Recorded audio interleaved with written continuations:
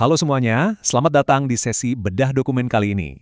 Hari ini kita bakal mengupas tuntas sebuah aturan yang, jujur aja, sangat krusial tapi mungkin jarang kita perhatikan. Permendagri nomor 37 tahun 2018. Kenapa aturan ini penting banget buat kita bahas? Karena dokumen ini tuh ibarat tata jalan yang menentukan siapa sih yang sebenarnya berhak duduk di kursi kekuasaan badan usaha milik daerah atau yang biasa kita kenal dengan BUMD. Bayangin, kita lagi ngomongin entitas yang mengelola aset dan kekayaan daerah yang nilainya masif banget. Taruhannya luar biasa besar. Makanya, proses milih siapa yang bakal megang kendali kekayaan ini jelas gak bisa dilakukan sembarangan. Coba kalian bayangin sejenak tanggung jawab super besar ini. Ada triliunan rupiah uang publik yang harus dikelola supaya muter, bawa untung, dan pastinya ngasih pelayanan maksimal buat masyarakat. Terus pertanyaannya, siapa yang benar-benar pantas memimpinnya? Gimana caranya kita bisa yakin 100% kalau kita dapat orang yang tepat dan bukan sekedar orang yang kebetulan punya koneksi orang dalam? Nah, untuk menjawab keraguan itu, pemerintah sebenarnya udah bikin jalur birokrasi yang super ketat. Bisa dibilang, ini tuh kayak ajang bertahan hidup atau rintangan berat yang harus dilewati sama setiap calon pimpinannya. Biar gampang memahaminya, bahasan kita hari ini dibagi jadi 4 poin utama. Pertama, soal tata kelola BUMD. Kedua, apa aja tugas panitia seleksi. Ketiga, syarat mutlak pendaftar. Dan yang keempat, 3 tahapan ujian penentunya. Yuk kita mulai. Oke, kita langsung masuk ke bagian pertama dan kedua. Tata kelola BUMD dan peran krusial dari panitia seleksi.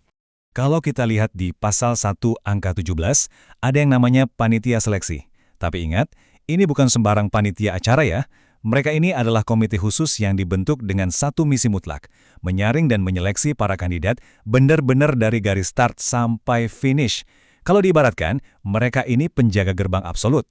Merekalah yang pegang kunci dari seluruh rangkaian proses seleksi ini. Wewenang mereka ini nggak main-main. Berdasarkan pasal 7 ayat 3, beban kerja mereka tuh berat banget. Mereka nggak cuma duduk manis nerima tumpukan berkas. Nggak, mereka yang ngatur jadwal, aktif nyari kandidat, dan yang paling krusial, mereka yang milih lembaga profesional independen buat ngetes para calon. Intinya, mereka ngontrol setiap langkah pelamar, ngawasin penilaiannya, sampai akhirnya nentuin nama-nama yang layak disodorin ke meja kepala daerah. Semuanya ada di tangan mereka. Nah, sekarang kita pindah ke bagian ketiga, syarat mutlak calon pimpinan. Ini soal tiket masuknya. Aturannya di sini tegas banget, dan ini menarik. Di pasal 6 huruf F, disebutin secara gamblang kalau syarat utamanya wajib punya ijazah minimal S1 alias strata 1. Ini garis batas pendidikan yang sama sekali nggak bisa ditawar. Tujuannya apa? Ya simpel aja, buat mastiin setiap calon seenggaknya punya bekal kompetensi akademis dan profesional dasar sebelum mereka megang perusahaan daerah. Terus, gimana soal umur? Aturan ini juga langsung to the point. Pasal 6 huruf G metokin batas usia paling tinggi itu 60 tahun pas pertama kali daftar, titik. Nggak ada pengecualian atau kompromi. Kenapa harus 60? Karena pemerintah pengen mastiin para kandidat ini masih ada di usia produktif yang optimal buat ngehandle stres dan tekanan manajerial tingkat tinggi. Tapi tunggu dulu, selain urusan ijazah sama umur, ada rintangan integritas yang sifatnya harga mati. Kalian nggak bakal bisa daftar kalau punya track record pernah bikin bangkrut perusahaan orang. Kalian juga nggak boleh berstatus lagi ngejalanin sanksi pidana. Dan ini yang paling penting buat jaga objektivitas BUMD, kalian dilarang keras merangkap jadi pengurus partai politik atau lagi nyalon di pemilu, entah itu legislatif atau kepala daerah. Coba-coba ngelanggar satu aja dari syarat ini, kalian otomatis gugur bahkan sebelum ujiannya dimulai. Lanjut ke bagian keempat, yang menurut saya paling seru, 3 tahapan ujian penentu.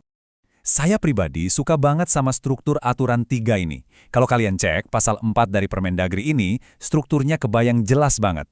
Setiap kandidat yang udah lolos syarat awal tadi, wajib ngelewatin 3 tahap beruntun ini. Pertama, seleksi administrasi. Kedua, uji kelayakan dan kepatutan yang sering disingkat UKK. Dan yang ketiga, wawancara akhir. Kita bakal bedah satu-satu biar makin jelas. Tahap 1 itu seleksi administrasi. Gampangnya, anggap aja ini tahap pembersihan dokumen secara brutal. Disinilah panitia mengeksekusi aturan ijazah S1, batas umur 60 tahun, sama rekam jejak kriminal yang baru aja kita obrolin tadi. Ini saringan pertama. Kalau sampai ada satu stempel yang kurang, atau ada dokumen yang nggak sinkron sama syarat mutlak tadi, sayonara. Perjalanan kandidat berakhir saat itu juga. Nah, buat yang selamat dari tumpukan berkas yang brutal tadi, mereka bakal maju ke tahap 2. UKK, uji kelayakan dan kepatutan. Ingat ya, ini bukan ujian multiple choice biasa. Ini adalah fase yang paling intens dan melelahkan dari seluruh proses ini buat benar-benar ngebuktiin apakah seseorang itu layak, patut, dan emang jago buat mimpin BUMD. Kalau kalian perhatikan teks dari pasal 14 yang kita tampilin ini, kalian bakal sadar betapa komprehensif dan rigidnya payung hukum untuk tes ini. Ini ngasih kepastian hukum kalau lembaga profesional atau tim independen yang ditunjuk itu nggak bisa asal-asalan bikin soal. Mereka punya standar baku yang harus benar-benar dipatuhi. Mari kita bedah isi dari pasal 14 tadi. Apa aja sih siksaan di dalam UKK ini? Pertama, kandidat harus ngelewatin psikotes buat ngecek mentalitas dan kebugaran psikologis mereka. Terus ada ujian tertulis keahlian manajemen. Nggak berhenti di situ, mereka disuruh nulis makalah strategi yang real dan aplikatif, terus harus dipresentasikan dan siap-siap dibantai saat mempertahankannya di sesi wawancara tim.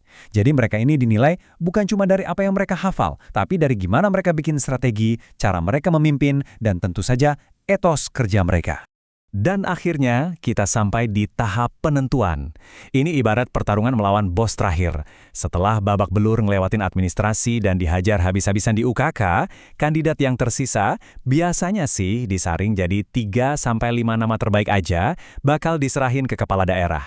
Berdasarkan pasal 22, wawancara akhir ini dilakukan secara tatap muka langsung sama kepala daerahnya. Di titik inilah keputusan final dibuat, siapa yang bakal dapat kunci masuk ke ruang dewan direksi. Coba deh kita lihat gambaran besarnya.